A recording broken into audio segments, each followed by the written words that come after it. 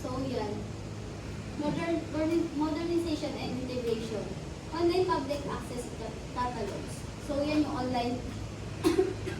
Sabi ko nga kanina yung online public access catalog. Siya yung parang mas madali na lang siya para sa mga bata. Kasi nga, isang click mo na lang, lalabas na lahat ng hinahanap mo.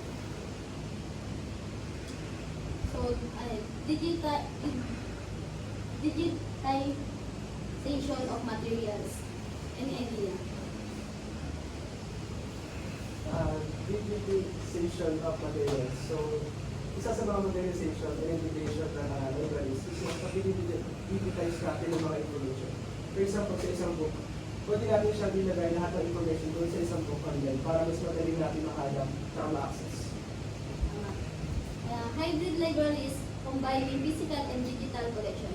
So dito naman, pwede kang gumamit sa physical libraries and pwede ka rin gumamit ng technology, digital na pwede mo siyang i-search sa click mo lang. Pwede ka rin gumamit sa physical, hanapin mo lang yung books na kailangan mo. Advantage of physical libraries and archives. Authentic and reliable sources. So, provide access to original, verified, and credible materials. So, ito naman yung authentic nga siya, yung parang, kasi di ba pagka sa online tayo or sa internet talaga, parang nababago. Kasi dito sa books, parang siya yung authentic na hindi na siya nababago. Ganun. Preservation of historical document. Serve as custodians of culture, legal, and institutional heritage. So parang ganun lang din siya sa number 1. Parang authentic nga siya, na legal siya, gano'n na. Yun yung parang oo. Yung parang hindi na siya nababago, hindi katulad nga sa may online natin na may mga iba-ibang lumalabas. No need for internet access. So, hindi na siya kailangan ng internet or kahit nasa mga phones lang, hindi na siya kailangan kasi nga meron na tayong books. Parang advantage siya sa mga walang internet or walang mga cellphone. Ganun.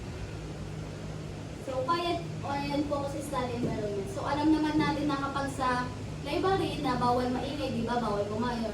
Parang nagkakaroon ng nagkakaroon ng time yung mga student na mag-aral sila ng mabuti kasi hindi sila na-istorbo. Personal assistant available.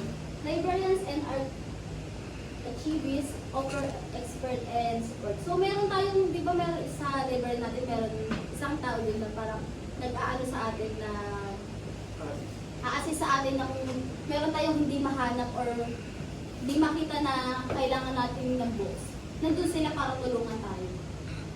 Physical experience enhances learning. Engaging with physical books and documents improve memory and comprehension for many learners. So dito, di ba nga physical na nga natin siya mas parang na-engage yung natin, sarili natin. Kasi nga, di ka tulad pagkaroon sa internet, di ba nga, click ka lang ng click, ganun. Parang hindi mo na nagagamitan ng critical thinking.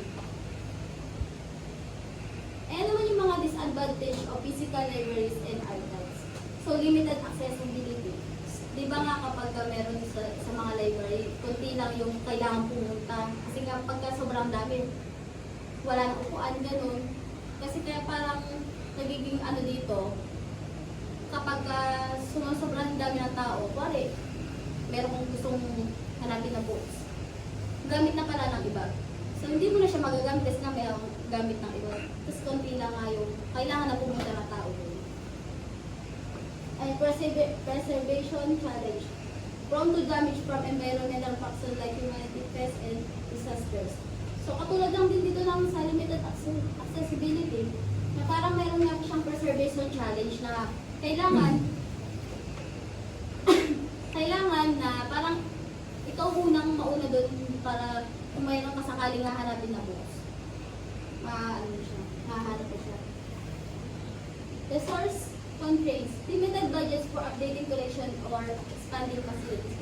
So, limited, yun nga yung sinasabi ko doon sa may ba meron tayong challenge na nawawalan ng pondo yung mga libraries.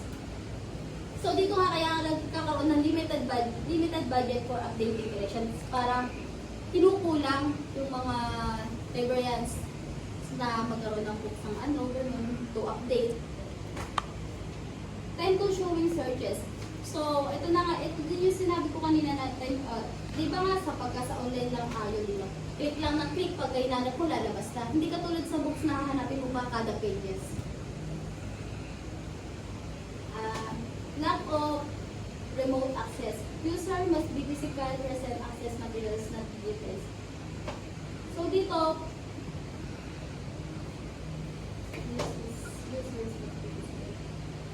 any idea dito?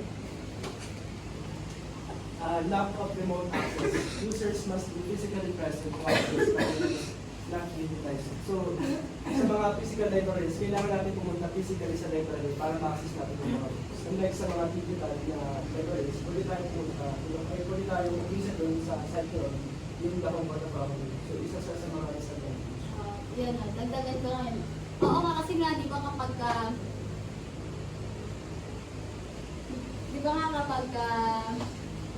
naghanap tayo ng books, kailangan mo talaga pumunta sa mga libraries, di ba? Hindi katulad kapag sa digital lang, sa kahit sa bahay ka lang o kahit nasaan ka mang mundo, kapag nag-search mo lang yun or isang click mo lang, then lalabas na. Space requirement. Require significant structure for storage and maintenance. So, yun na nga yung sinabi ko din kanina sa, di ba, sa limited accessibility na kailangan natin ng sa libraries, kasi nga, di ba, maliit lang yung space na dapat na yan. Parang kinukulang siya sa space sa mga like student, ganun, or pumupunta sa libraries. So, yan, any question? Class?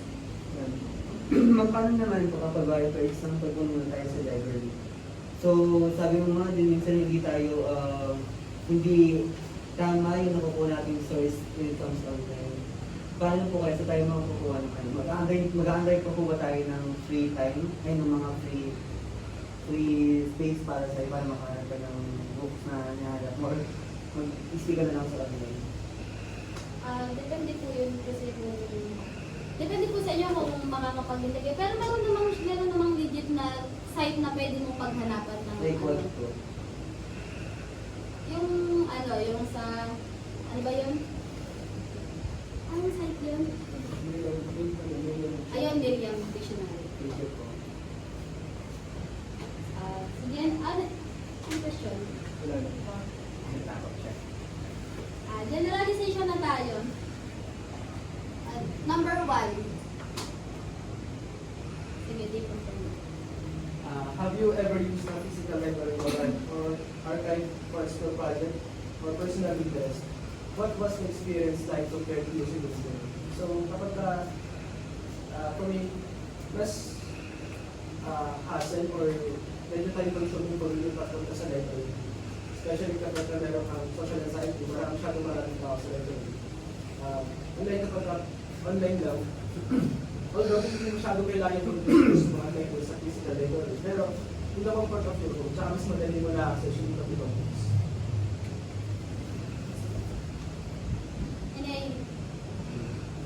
Sige, number 2. What might be lost if school and communities rely on digital resources and stop supporting physical libraries and archives? So, sabi naman dito, kung mag-rely lang tayo sa digital resources, sabi mo pa nga, maaari tayong maligaw, or katulad na lang simple lang yung hihingin mo, for example sa AI ka nagtanong, napakadami niya nang binibigay, so para ma-relate yung students, o ma-relate yung searches. Kung ano ba yung pinapoint nung binibigay sa akin ng AI. So yun po, parang kung mag-relay lang tayo, so parang maaari tayong maligaw. So,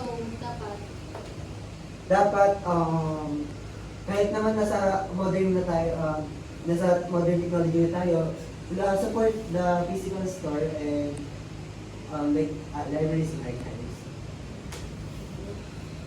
Ano question po? Thank you guys. I hope marami kayo natutunan sa discussion. Class dismissed.